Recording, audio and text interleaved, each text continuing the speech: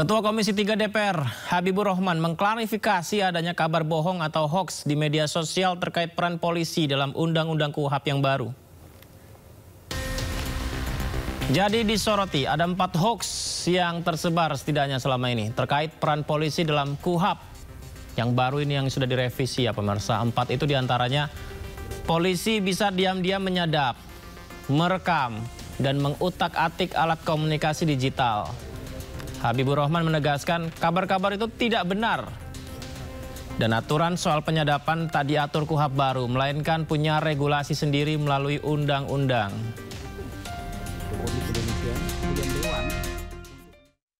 Tanpa bahas batasan soal penyadapan sama sekali.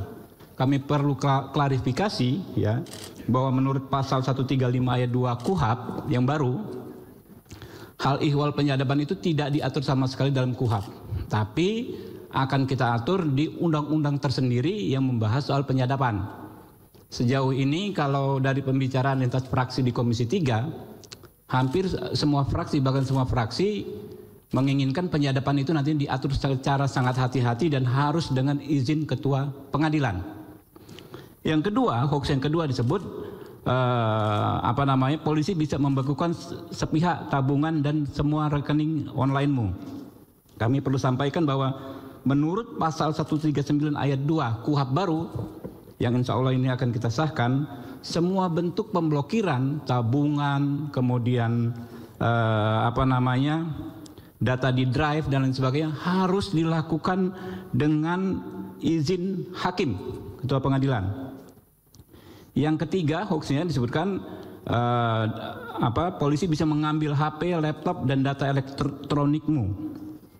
Menurut pasal 44 KUHP baru yang akan kita sahkan, ya, bahwa semua bentuk penyitaan itu harus dengan izin ketua pengadilan negeri. Jadi tidak benar.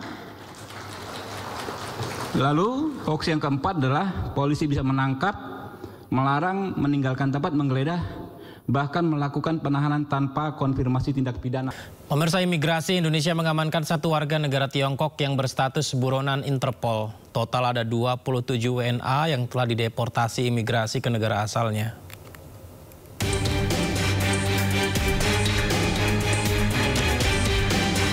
Direktur Intelijen Keimigrasian Kementerian Imigrasi dan Pemasyarakatan Kombes Pol Agus Waluyo menerangkan buronan asal Tiongkok tersebut merupakan direktur utama dari perusahaan properti yang berbasis di Tiongkok, di mana diduga terlibat dalam kasus pinjaman koperasi kurang lebih 980 juta yuan atau 2,2 triliun rupiah.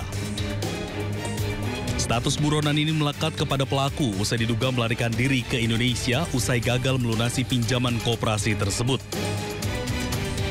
WZ ditangkap di kawasan Nagoya, Batam pada hari Kamis tanggal 13 November 2025. Tim penindakan dari keimigrasian dan intelijen di kantor imigrasi Batam melakukan pemantauan, kemudian secara intensif sejak menerima informasi ya kurang lebih pukul 11.30 WIB. Selanjutnya tanpa perlawanan WS bisa diamankan oleh tim dari imigrasi. Sementara itu pelaku dikategorikan sebagai pelaku kejahatan keuangan berstatus daftar pencarian orang kepolisian internasional sejak 11 November lalu. Yang bersangkutan termasuk kategori financial fugitive, jadi pelaku kejahatan keuangan, dan sudah dimasukkan dalam daftar pencarian orang di negara Cina, di Tiongkok sana. Pelaku menetap di Batam sejak Oktober lalu dan melakukan penipuan finansial bagi warga Tiongkok dengan basis di wilayah Indonesia. Dari Jakarta, Ismalia Hoirudin, iNews melaporkan. Pemirsa, Densus 88 anti teror Polri menangkap 5 orang perekrut anak-anak untuk bergabung bersama jaringan terorisme. Polisi menyebut perekrut menggunakan game online hingga Instagram untuk merekrut anak-anak jadi teroris.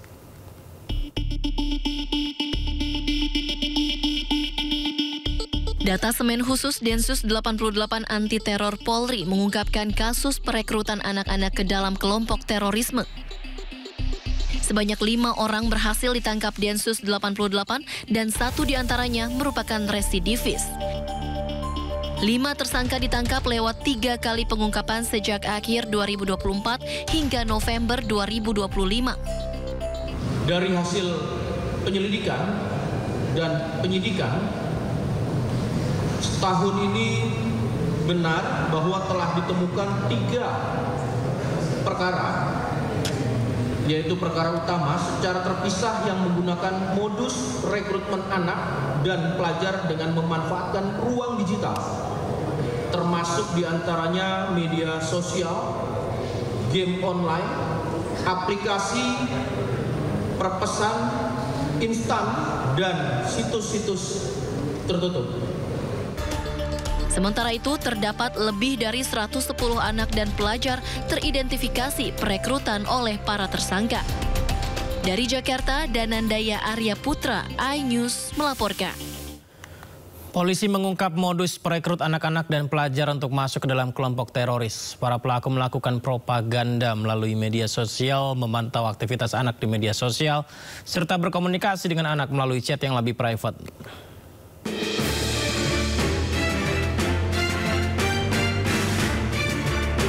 Detasemen Khusus Densus 88 Anti Teror Polri menjelaskan modus baru perekrutan anak-anak dan pelajar oleh jaringan teroris.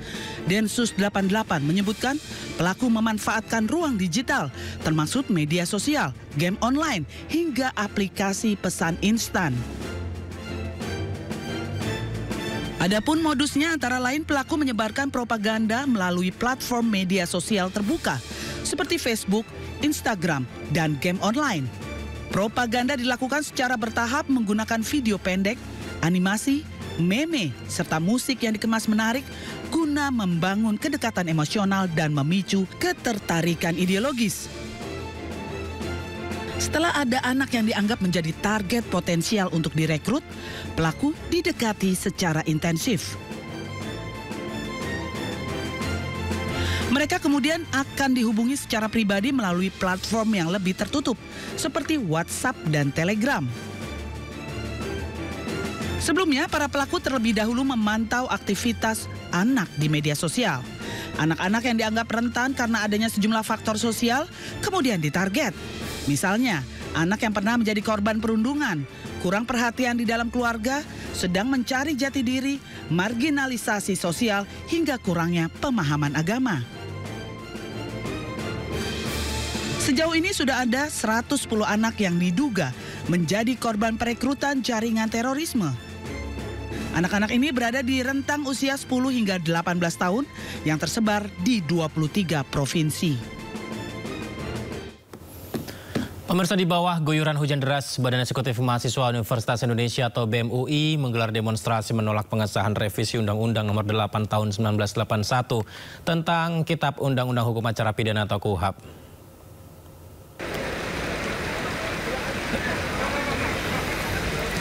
Inilah pemirsa ratusan mahasiswa yang mengenakan alma mater UI kuning yang melakukan aksi unjuk rasa di gerbang Pancasila Kompleks DPR siang tadi. Guyuran hujan deras tak menurunkan semangat mereka dalam menyuarakan penolakan akan Undang-Undang Nomor 8 Tahun 81 KUHP. Mereka menempelkan poster dan peraga lain sebagai bentuk tegas penolakan regulasi yang dianggap bermasalah. Para mahasiswa ini juga sempat menahan sejumlah mobil yang mengarah ke gedung DPR. Menahan sejumlah mobil yang mengarah ke gedung DPR dan mencoba mengajak dialog penumpang yang ada di dalam mobil ini, pemirsa, karena belum ada pihak anggota dewan yang bersedia menemui mereka selama berlangsungnya aksi demo pada siang hari tadi.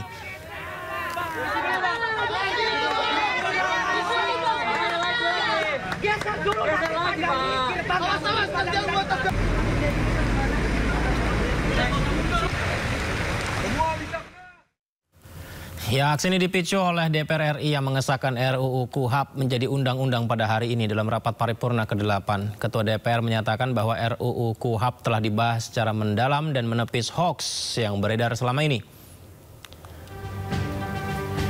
Revisi RUU KUHP resmi disahkan menjadi undang-undang.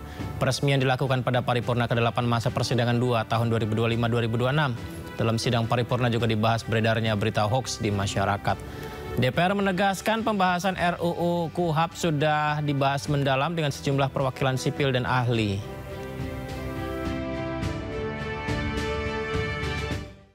Tibalah saatnya kami minta persetujuan fraksi-fraksi terhadap rancangan undang-undang tentang Kitab Undang-Undang Hukum Acara Pidana. Apakah dapat disetujui untuk disahkan menjadi undang-undang? Setuju. Terima kasih.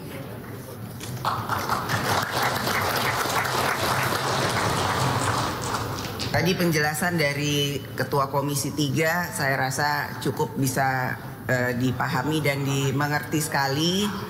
Jadi hoaks-hoaks yang beredar itu semuanya hoaks, tidak betul, dan semoga kesalahpahaman dan ketidakmengertian bisa segera kita sama-sama pahami bahwa itu tidak betul.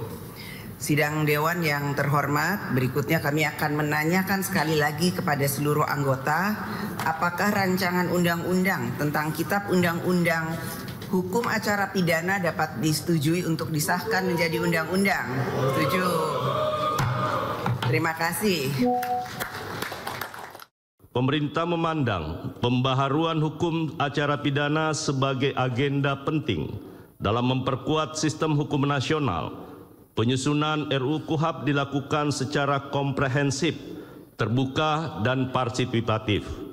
Prosesnya melibatkan berbagai pemangku kepentingan, akademisi, praktisi hukum, aparat penegak hukum, organisasi profesi, lembaga bantuan hukum, masyarakat sipil, dan sebelumnya dalam RUU KUHP sejumlah pasal menjadi sorotan mulai dari mekanisme penyadapan hingga penetapan tersangka, dan berikut kami hadirkan beberapa pasal yang disoroti oleh masyarakat.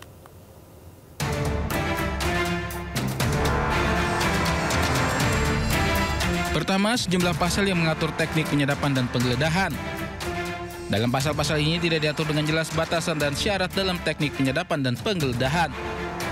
Tanpa aturan yang jelas, diduga akan menyebabkan terjadinya investigasi khusus tanpa kontrol. Kemudian menurut Koalisi Masyarakat Sipil, sejumlah pasal yang mengatur penangkapan dinilai oleh Koalisi Masyarakat Sipil tidak memiliki standar tegas. Penangkapan paksa pun rawan dilakukan.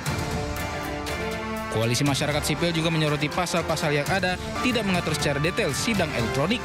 Pasal-pasal juga tidak mengatur syarat hingga prosedurnya.